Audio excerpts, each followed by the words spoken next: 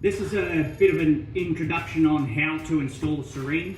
A completed Serene window screen looks like this. You pull it down, latches at the bottom. There's two plastic feet at the bottom of the tracks there that catch it, and then you roll it and release it and it rolls up. The profile of the Serene is the silver bit. There's a black bit on the back which is just holding the whole thing together. There's nothing across the bottom. It's a great product. We do lots of them. But when you get it, it'll look something like this. It'll be the housing part at the top, and you'll have some tracks that are separate. I mean, it's just a little bit of an example track, but yeah, you'll get that and tracks. Now the tracks are longer than your required height because you'll need to cut them to size, and I'll show you in a minute why it needs to be pretty exact. And your Serene housing will look like this. Now it should be under tension in that if you pull it out, it's going to roll itself back.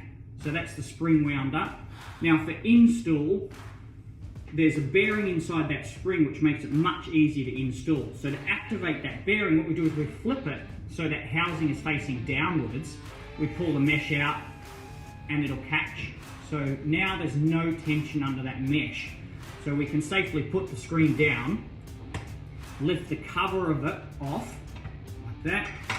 And then on the left-hand side here, there's a little latch, a little switch-like thing that you just push down, and then that whole bar, mesh, and roller included will lift out of the housing.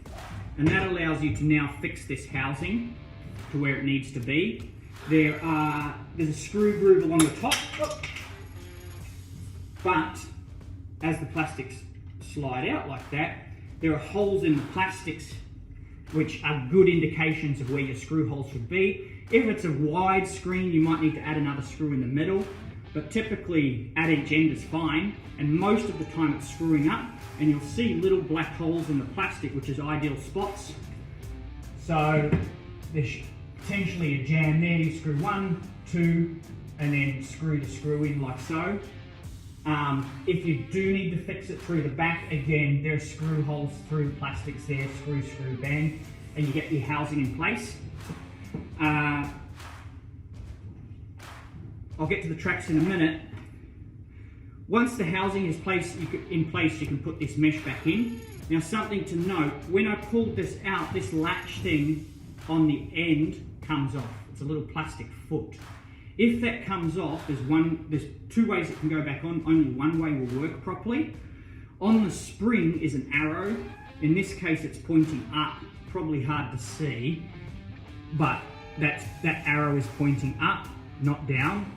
So when I put this latch back on to the screen like that, I put it the same way as the arrow. So the latch is pointing up as well, flat bit sticking outwards. So that's how we do that.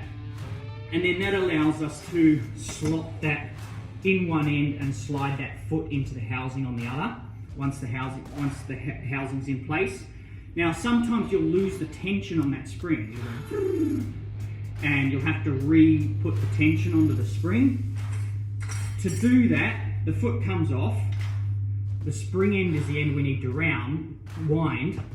So I just roll the mesh up nice and neatly as best we can. Then we wind that spring up. Now you can use pliers or anything that clamps down on the spring. We use a plastic thing that has a slot in it like that in the middle, which fits perfectly over the spring. And we just wind it. Should be about 12 winds. If it's a wider Serene, maybe a little bit more. Maybe a little bit less if there's a higher tension spring. It's about feel, so you'll feel it start to really pull back. Now, if there's too much on it, the thing will go ping and shoot up really quickly. If there's not enough on it, it won't pull itself up all the way. So it is just a bit of a delicate balance. You may need to redo it at times. But once that tension's on, what it's wanting to do is the spring's trying to wind itself back. So you'll be holding it like this as it reaches tension. To activate that bearing so it stops trying to pull itself up is you put the pliers or the plastic bit or the spring bit facing straight down, and you jiggle it around like this, and you just slowly let it back, release it back, and see if it's still pulling itself back and seeing if it catches. Once you get the bearing right after a bit of a shake, it'll stop. and that spring will be fully tensioned in there with the bearing locking it off. So you're back to where you were trying to put the mesh in. So I'll put this foot back on the same way as the arrow, and I'll slide it into one end. There's a little hole there. There it is. And then the foot slides into the other end. Right. So that could be sitting there on your mounted housing like that.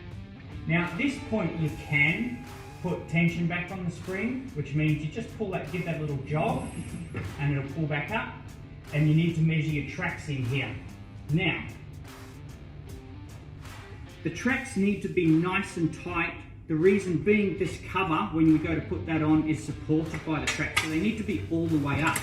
So if you look at the sample, it's all the way up against the plastic and a tight fit. So when that screen's mounted, I'm measuring from the aluminium at the back of the screen down to where I want the tracks to finish with the foot at the bottom. Now, the tracks, when we're mounting them, can be mounted one of two ways.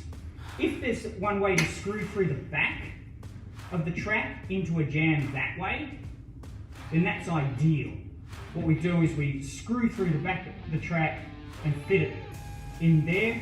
The tip for doing that, because the tracks are full of some brush which holds the tension of the mesh in, we use a piece of metal that's just bent over, like so, but you can use cardboard or ice cream container plastic and just push it into the track like that, and it parts the mesh so you can see through the back of the track, and you can drill a hole and put your screw through and then just pull that back out, and the track's fitted through the back into the jam.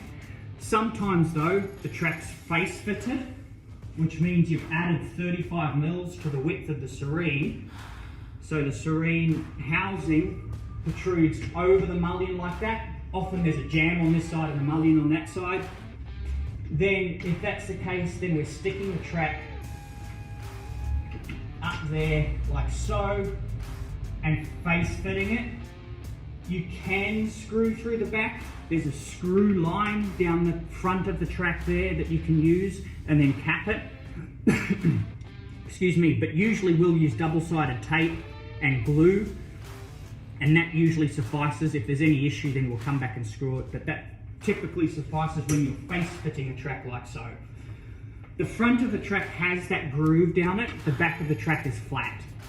Now that'll affect the foot at the bottom, so the foot's facing the right way if you do it that way. If you do it in reverse, then you pull the Serene down, it may not latch, and you'll either have to swap the tracks over or swap the feet over. Finally, when the tracks are in place and the Serene is mounted, you come along and you put the cover on. The cover slides into a groove at the top there of the Serene and then pulls down. Now the reason why your tracks have to be up nice and high is that helps hold the cover on. There's a groove at the front of the Serene cover there, and that track helps hold the cover on. Hope that helps.